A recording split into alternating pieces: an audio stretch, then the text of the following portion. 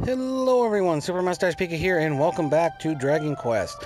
In between episodes, I did a little bit of level grinding. I'm up to level 14. As you can see, my attack and defense, I have the Steel Broadsword, Magic Armor, and Iron Shield. I did learn outside, but in today's episode, before I mentioned in the last episode, we were going to explore the west and south. We're going to head to the southwest region of Alfgard. Nope, there is one thing we need to do. We're gonna head back. We're gonna head to the sea cave, or the cave that leads to the southern continent. We're gonna go rescue the princess.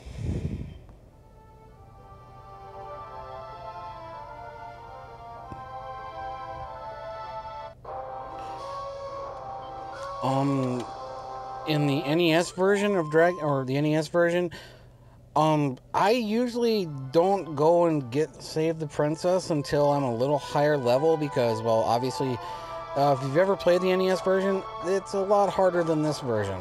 I feel like this version's been kind of, balanced better. But yes, I have the best possible equipment right now. I mean, if I really wanted to, I could have grinded more and waited to get the best armor in the game. But no, I feel like I'm prepared for this. Yeah, this is kind of like a mini boss.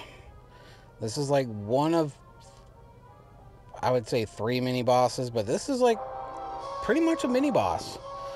You're not gonna come across any stronger, intimidating monsters. You're gonna come across the same, like, scorpions, stuff like that. But as you see, there's the princess. We must rescue. You need a magic key, but if you look, there's a green dragon. As soon as we talk to it, we fight, and here we go. A green dragon appears. This is a stronger version of the green dragon. Like I said, it's meant to be a mini boss. Its breath attacks are a little stronger, its physical attacks are a little stronger, but we are hitting it more. I'm not really worried, because yeah, I think I'm gonna, heal. I want to keep my HP above 30. I want to keep it I want to keep it above 40 because, yeah, otherwise I'm going to be doing this a lot, healing, and then that helped. Dodge attack. And I'm hitting it for pretty good damage. And yeah, I want to keep fully healed because you never know. His physical attacks can go anywhere between 18 and 20. His fire attacks can go anywhere between 18 and 20 with my current stats. And with that, we just defeated the green dragon.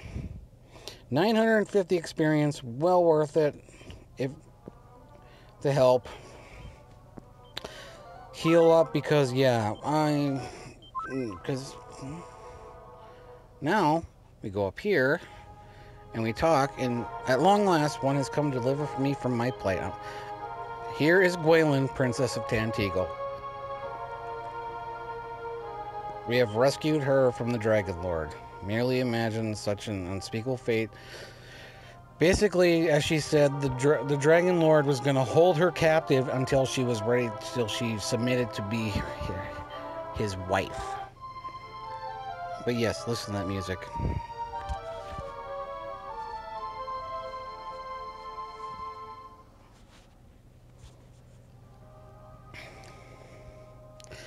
And yes, we actually have to carry her back. I like this a little better than the NES version. In the NES version, you do carry her back as well. But it's kind of cool that you're carrying her in one arm and she's got her, you're being that hero. You're the big hero and carrying the damsel in distress in your arms back to her home to safety while you have her holding her in one arm and defending off monsters with your blade in hand. You can die with her, so just be careful. And yeah, of course, also when you fight the monsters around here, it's not like a big. You're not gonna have some strong monster show up and fight you if you've never played this game before. But yeah. This is one of the, I would consider this like one of the first side quests in a Dragon Quest game. Because to be honest with you, you don't have to beat the game. Or you can beat the game without rescuing the princess. There's videos out there of showing, you know, this game has 3 different endings. I know I should be talking about this one when I get closer to the final episode, but no, there's 3 different endings. You can, the ending where you don't rescue the princess, the ending where, which I'm about to do, and people are like, wow, zounds, Princess Gwalen, you've returned. Even though it's like, they're talking to you normally, but yet they don't see that you have the princess in your arms. Your big muscular left arm biceps must be just ripped. That left arm must be like 3 times the size of your right arm. Or you're just this big burly man, you know. And I don't know if her legs shrunk or what, but it's like her, I'm guessing that's supposed to be her knees. I'm just curious. Let's walk around to because there's a couple soldiers in Tantigo Town that we're talking. Like, let's talk to, not that guy. Oh yeah, let's talk to him. Could it be that art indeed the one who will bring peace to the land? Then there's this guy in the upper right corner, or him. Yeah, he doesn't say different. He wasn't looking. But up here, there's this soldier laying here, supposed to be dying. I think he's not dead, though. He can't see her here, but yeah, I thought that would put him at peace that, oh, the princess has been rescued. But let's bring her to the king.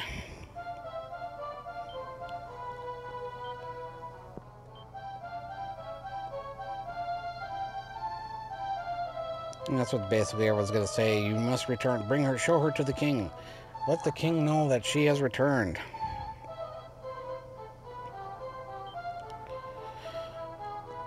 His only child, return thee to thy rightful place at my side. So she has a token of her undying appreciation. And somehow, because we rescued her from this dragon, she doesn't even know who we are, what our past is. She is madly in love with us. But yes, she gives us an item before she goes to sit at her father's side. The item she gives us is the Princess Pledge. The Princess's Pledge, or Gwalen's Love in Dragon Warrior. With the Princess's Pledge, it lets us know anywhere in a town or a dungeon or the world map how much experience points we have, but also it's an item we need to, unless you remember it distinctly in your mind, if you play this game over and over and over like I have, and I'm still going to show it anyways, where to find the third sage's item. Or the third item to get basically the rainbow drop. But yes, we had rescued the princess, but we are not done. I said we were going to explore Southwest Alfgard, and that's what we're going to do. But first, I might as well just replenish my MP and HP before I go.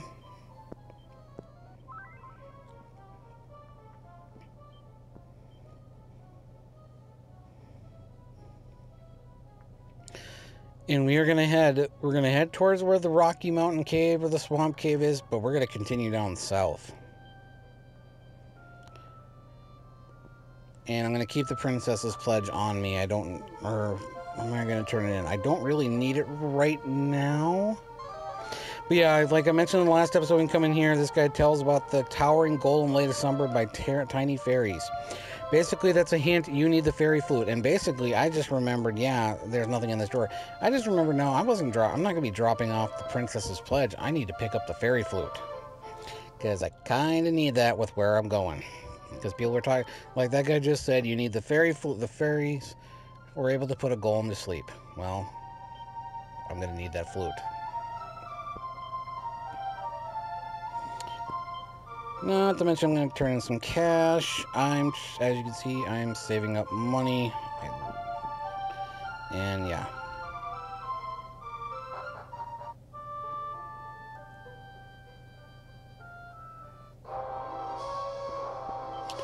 But yes, we're going to be heading west then south. So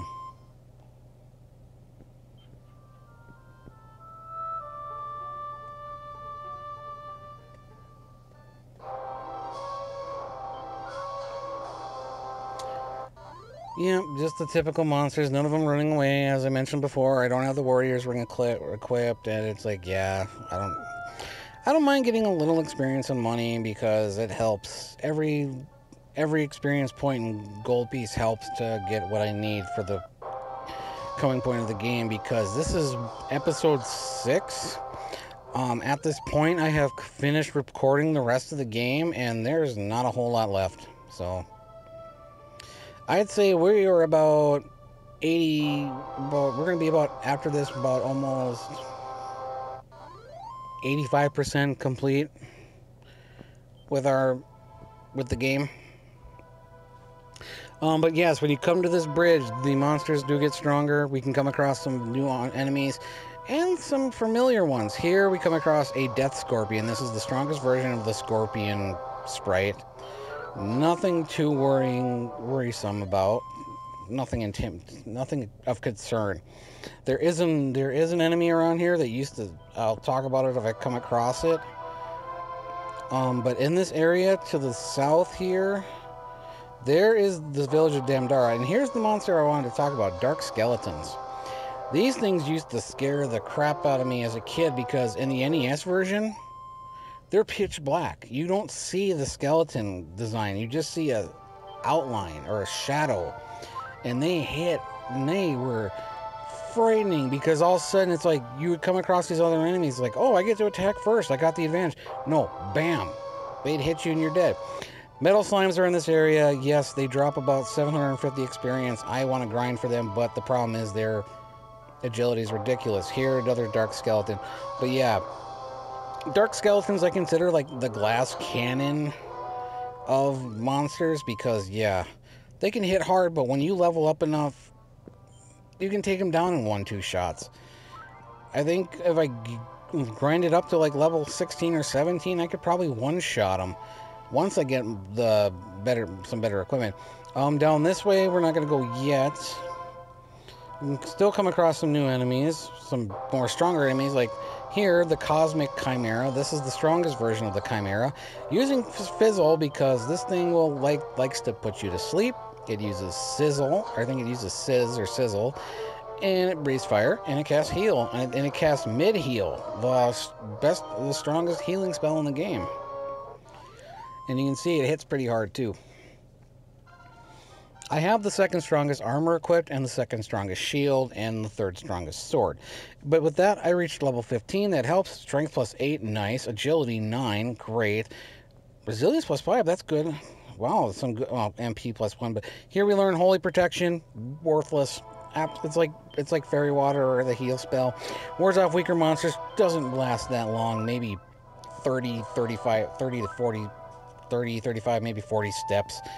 Practically worthless. But anyways, I want to cross down here. Here we can come across, don't mind the alarm, we can come across some stronger monsters, but I don't want to walk into the wall, that open area where the wall is surrounding this village, because once I do, we fight a golem. This is the golem of Cantlin. Another mini boss in this game. And what helps is the fairy flute puts it to sleep. We'll keep it asleep, hopefully. I'm talking over as the melody plays, but whatever. The golem fell asleep, bam, it woke right up again. So you know what I gotta do? I gotta play the fairy flute.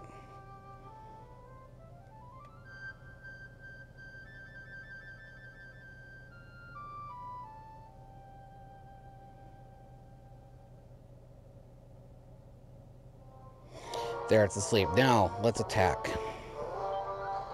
Right off the bat, critical hit. That's awesome. That helps. It's still asleep.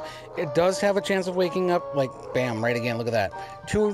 Like the first time I used the whistle, the first time I used the flute, woke up immediately. Used the second time, got two attacks. This time, hopefully, it will stay asleep long enough so I can defeat it. If you remember from Dragon Quest III, we were talking about that one kind of like, he looked like a professor or a scientist or whatever. He's the one that created it. And look at that. We put him asleep and we killed him. That critical hit made this fight a lot easier. 2,500 experience. Awesome. But here welcome to Cantlin. Here we can find the best weapons and armor. The second best sword and the best shield in the game, which we can purchase. There, you can basically buy every weapon and armor except for Erdrick's sword and armor, which is the best ones in the game. Here's the inn. I might as well heal. Or maybe not. Maybe I'll do that. Maybe I'll heal in between episodes, because I'm going to probably do a little more level grinding around here. And he talks about Erdrick down to the board name of Magog.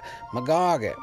If you remember in Dragon Quest 3, from my Dragon Quest 3 Let's Play, when we were at Damdara, there was that guy that had the weapon shop, and he wasn't selling anything because he was trying to, think of a name of his newborn son, or his child that was about to be born.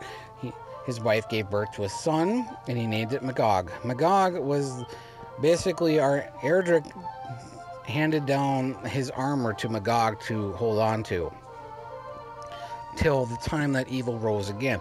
Yes, if you see that one soldier there, he's talking about that, the Dragon Lord's fire can melt ice, the strongest ice, it can cut through the strongest metal. Are you still prepared? Yes.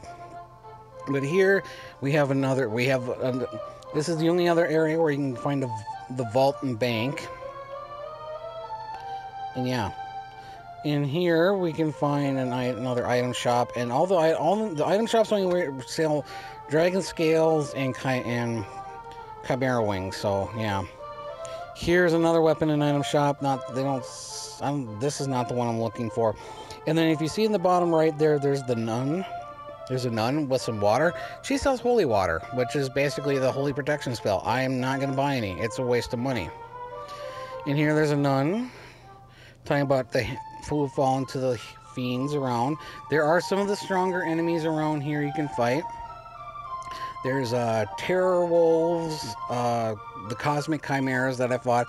You can also encounter green dragons around here too. But yes, they're talking about Magog again. But if we go over here, well, first, what's up here? There's a soldier. Long ago, when darkness did threaten the land, and all he's telling us his name was Erdrick, thinkest thou that Aegir, blah blah blah blah blah. Yeah. Anyways, that's interesting. You can fall off the side here. But if we go down here, if we talk to this wizard, this is the third and final place you can buy magic keys. It's the most expensive, 32, but that's fine. But if we talk, yeah, I got 6 keys. But if we talk to this guy here. Here we can purchase the Fire Blade and Silver Shield, the second strongest sword in the game and the best shield in the game. But with that, I'm going to end the episode here. So in between episodes, I'm going to do some grinding for levels and gold and get the Fire Blade and the Silver Shield. And in the next episode, we're going to explore the final village, Damdara. This has been Super Mustache Pika. Have a nice day.